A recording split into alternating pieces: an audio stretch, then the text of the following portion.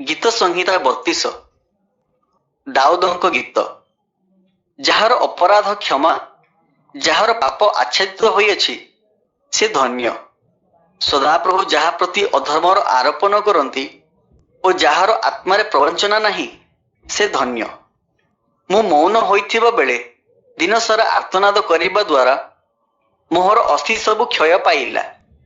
କାରଣ ଦିବାରାତ୍ର ତୁମ୍ଭ ହସ୍ତ ମୋ ଉପରେ ଭାରି ଥିଲା।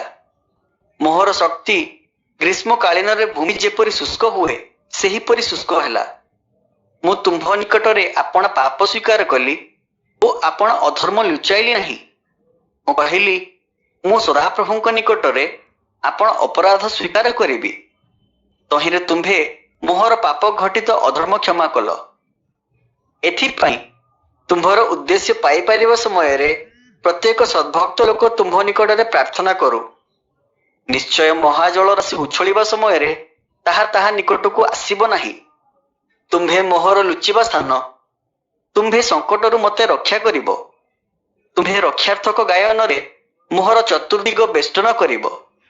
ମୁଁ ତୁମ୍ଭକୁ ଉପଦେଶ ଦେବି ଓ ତୁମ୍ଭର ଗନ୍ତବ୍ୟ ମାର୍ଗ ଶିଖାଇବି। ମୁଁ ତୁମ୍ଭ ଉପରେ ଆପଣ ଦୃଷ୍ଟି ରଖି ତୁମ୍ଭକୁ ମନ୍ତ୍ରଣା ଦେବି।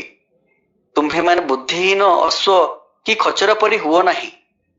ସେମାନଙ୍କୁ ଦମନ କରିବା ପାଇଁ ବାଗ ଓ ଲଗାମ ଦେବାର ଆବଶ୍ୟକ। ନୋହିଲେ ସେମାନେ ତୁମ୍ଭ କତିକି ଆସିବେ ନାହିଁ।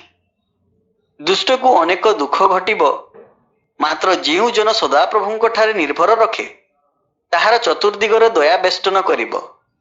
ହେ ଧାର୍ମିକ ଗଣ, ସଦାପ୍ରଭୁଙ୍କ ଠାରେ ଆନନ୍ଦ କର ଓ ଉଲ୍ଲସିତ ହୁଅ। ହେ ସରଳାନ୍ତକରଣ ସମସ୍ତେ, ତୁମ୍ଭେମାନେ ଆନନ୍ଦ ଧ୍ୱନି କର।